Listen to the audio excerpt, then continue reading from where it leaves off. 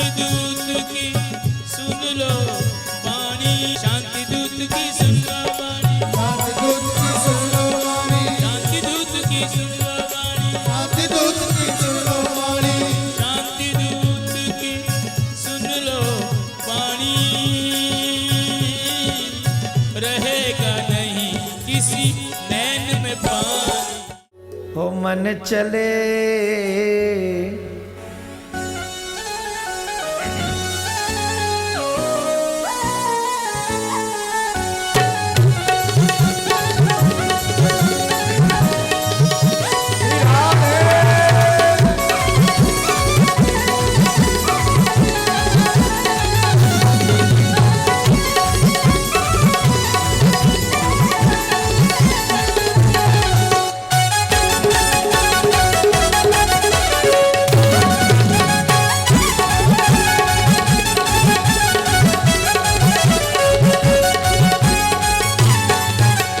श्यामा प्यारी को नाम जपे राधा रानी को, श्यामा प्यारी को नाम जपे राधा प्यारी को।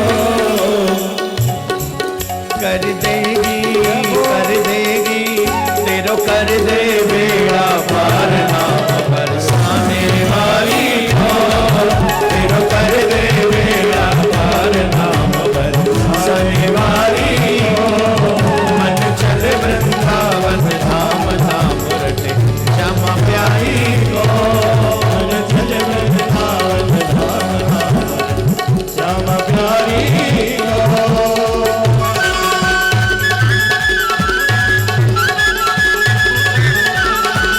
श्री राधे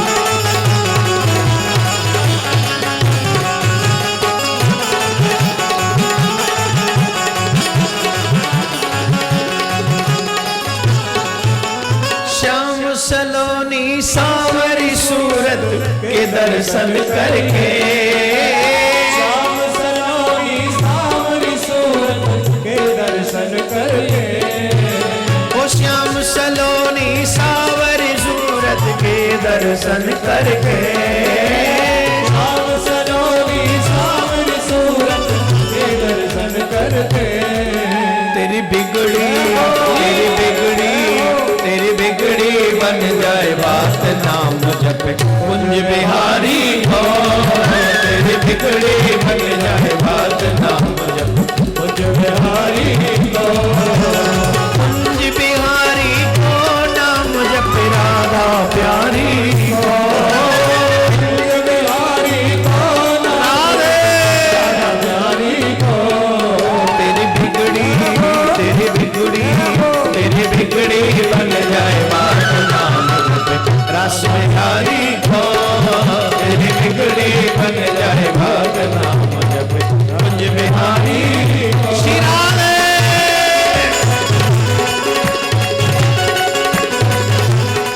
सभी एक बार प्यार से बोलेंगे और जोर से बोलेंगे। जन्म जन्म के पाप कटेंगे वृंदावन आए जा, संतन संग आनंद मिले रूप लख रास बिहारी को। वृंदावन में ऐसा कहा गया है हमारे ऋषि मुनियों के द्वारा, प्रवेश हर किसी को नहीं मिलता है। यहाँ पर कई लोग ऐसे होंगे जो अभी तक वृंदावन गए ही नहीं होंगे, जबकि उम्र के कई पड़ाव पार कर गए। वो कौन कौन लोग हैं जो वृंदावन आज तक नहीं गए? ये देखिए कितने लोग हैं, बाप रे बाप। जो नहीं गए हाथ उठाइए, जो आज तक नहीं गए वृंदावन।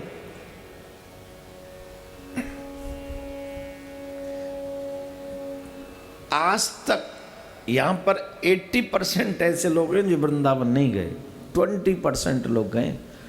और वृंदावन जाकर सिर्फ बिहार जी के मंदिर को देखकर आ जाना अलग बात है, और ठाकुर जी के साथ में रहना, उनकी सेवा करना, उनके धाम में रह के उनका स्मरण करना एकदम अलग बात है।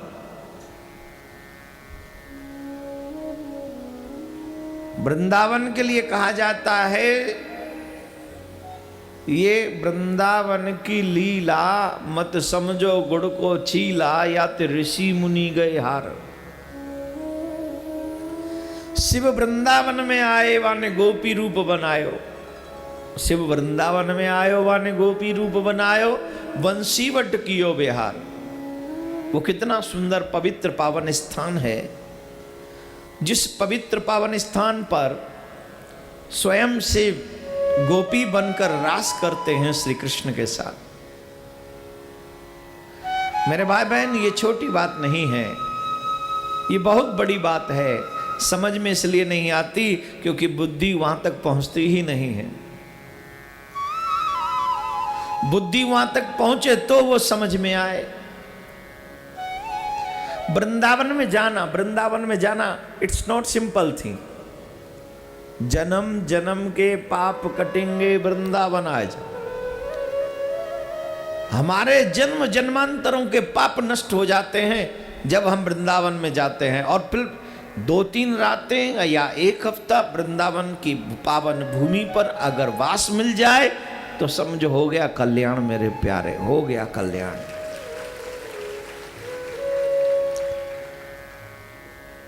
ये जो यज्ञ होते हैं, ये जो भागवत के पारायण होते हैं, किस लिए होते हैं? ये हम सब के पापों को काटने के लिए होते हैं। हम वहां रहें, हम वहां सत्कर्म करें। प्रयागराज आपके पास में है, आप जाते होंगे प्रयागराज। वहां लोग कल्पवास करते हैं, पूरा महीना वहीं रहते हैं, भजन करते हैं। किस लिए? अरे मेरे भाई बहन, एक बात समझ लीजिए, भोगा न भोगता वय में भोगता, तृष्णा न जीर्णा वय में जीर्णा। इच्छाएं कभी पूरी होने वाली नहीं है, तृष्णा कभी वृद्ध नहीं होती। हुई है क्या? बोलिए। तृष्णा कभी पूर्ण होती है, जीर्ण होती है? नहीं होती। एक इच्छा पूरी करो दूसरी आ जाती है, दूसरी करो तीसरी आ जाती है, तीसरी करो चौथी आ जाती है। एक इच्छा कंप्लीट नहीं होती, उससे पहले और इच्छाएं आ जाती हैं। जितना भी पूरी कर लो हृदय संतुष्ट नहीं होता।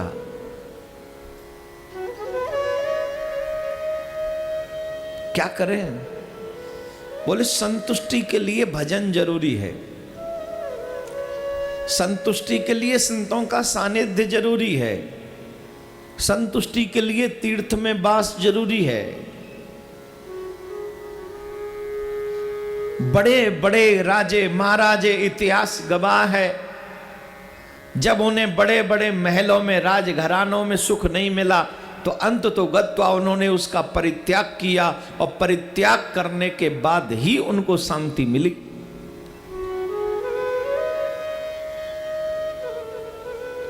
एक राजा सोया हुआ था अपने महल में। वो राजा सोचता था, हमेशा सोचता था कि इन महलों में सब कुछ तो है पर मेरा मन शांत क्यों नहीं? यहां सब कुछ है फिर भी मैं सुखी क्यों नहीं? मेरे पास सब कुछ है फिर भी मेरा हृदय आनंदित क्यों नहीं है?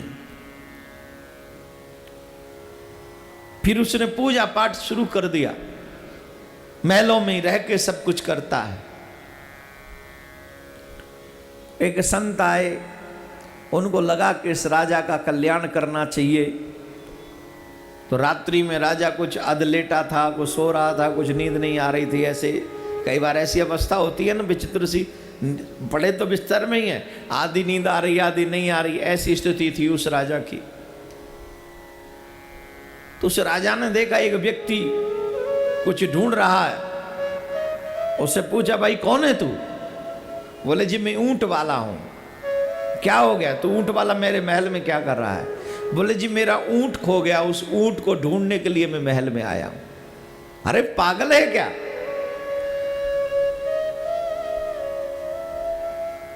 तेरा ऊंट महल में कहाँ मिलेगा? कहीं जाके बाहर ढूंढ। जो चीज जहां खोई है वहीं न मिलेगी, जाके ढूंढ कहीं बाहर, महल में थोड़ी है। संत ने कहा जब ऊंट महल में नहीं मिल रहा है तो भगवान महल में कैसे मिलेगा मेरे प्यारे, जरा बता।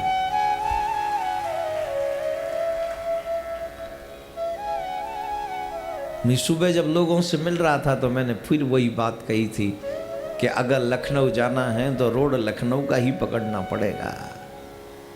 दिल्ली का रोड पकड़ लोगे तो लखनऊ नहीं, दिल्ली पहुंच जाओगे।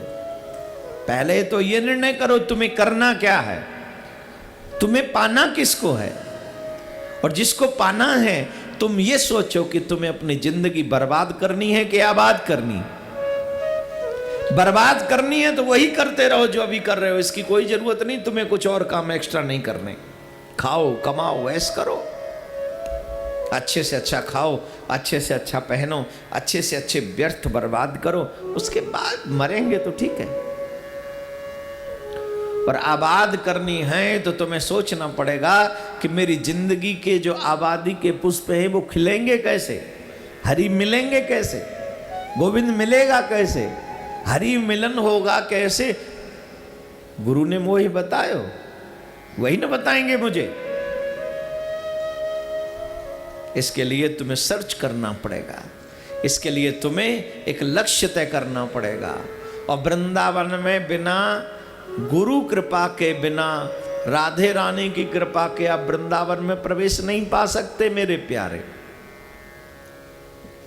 हमारे ब्रज में ऐसा कहते हैं 3 रातें वृंदावन में बस जाओ तो ब्रजवासी हो जाते हो।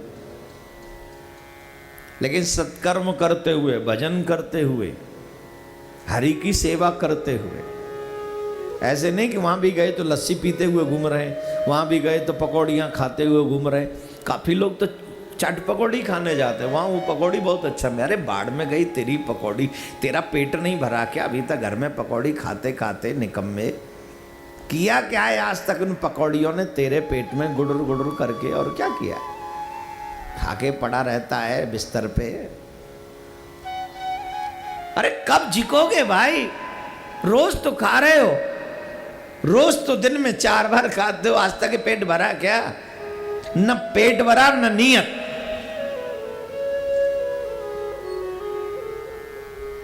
अब सब जब तक जिएंगे तब तक तो खाना ही पड़ेगा, लेकिन कुछ ऐसा कर लो पेट भरे न भरे, कम से कम मेरे पुण्य का घड़ा तो भर जाए, मेरे सत्कर्म का घड़ा तो भर जाए।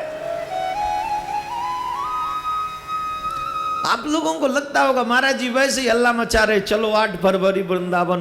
क्या महाराज क्या करोगे वहां बुला के? अरे सत्कर्म का घड़ा भरना है रे, पापों का जो घड़ा भर गया उसे फोड़ना है। ईमानदारी से बताओ, जितना फोर्स मैं आपको वृंदावन बुलाने के लिए कर रहा हूं, उतना फोर्स कोई तुम्हें मूवी दिखाने के लिए करता है? बोलिए। तैयार बैठे हैं, 3 घंटे भी खराब करेंगे, नरक की तैयारी भी करेंगे, उल्टे सीधे डायलॉग भी बोलेंगे। यही ना कलयुग के मन की विचित्रता है। अच्छाई के लिए बार बार फोर्स करना पड़ रहा है। 30-35 साल पहले, 20 साल पहले इतना फोर्स नहीं करना पड़ता था किसी को, अब करना पड़ रहा है। ये स्वार्थी, मैं तो ये कहूंगा आजकल इंग्लिश में एक शब्द है सेल्फिश। व्यक्ति सेल्फिश हो गया। अब मैं अगर एक और हकीकत बात कहूं, उससे भी बड़ी बात कहूं, तो ये ढंग का सेल्फिश भी नहीं है।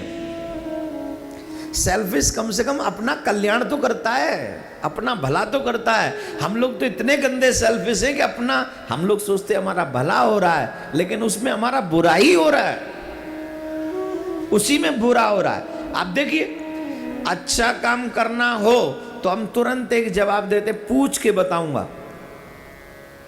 हाँ या ना, क्या पूछ के बताऊंगा। और जब बुरा काम करना हो तो कोई भी एक बुरा काम आप अपने मन में सोच लो जो आपने किया हो, किसी से पूछा है? किसी से भी? ऐसा तो नहीं कि आपने जीवन में कभी कोई बुरा काम नहीं किया हो, कुछ तो किया होगा, लेकिन जो किया वो क्या किसी से पूछा आपने? जो भी किया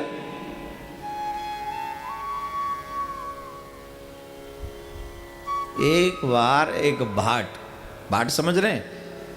पहले हर दरबार में भाट हुआ करते थे। भाट मतलब यशगान करने वाले, हर एक के राज्य में होते थे ऐसे।